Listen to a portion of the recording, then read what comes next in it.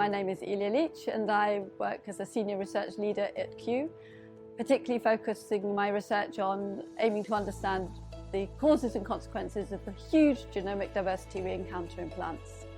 So this study was focusing on aiming to understand how big were the genomes in a particular group of ferns called the hanging fork ferns.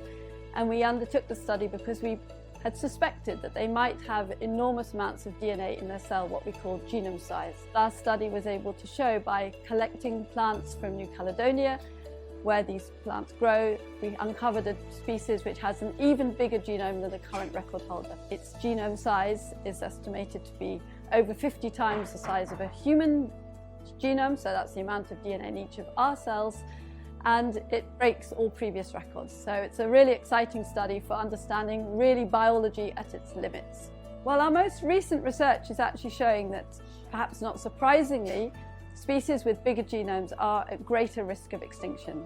And so understanding genome size knowing the genome size of plants means that we can perhaps contribute to identifying species which are at greater risk than others. This project has been a wonderful example of a collaboration that's been ongoing for many years. The lead authors of the paper, Jaume Pellicer and Oriane Hidalgo, previously worked at Kew, and we'd all really shared a passion for understanding the consequences of genome size variation, particularly looking for exceptions to the rule, because most of our studies come from looking at species with small genomes, and most plants have small genomes. Yeah, it's really exciting to be part of a team that has identified a new Guinness World Record holder in terms of discovering the largest genome size for any organism on this planet.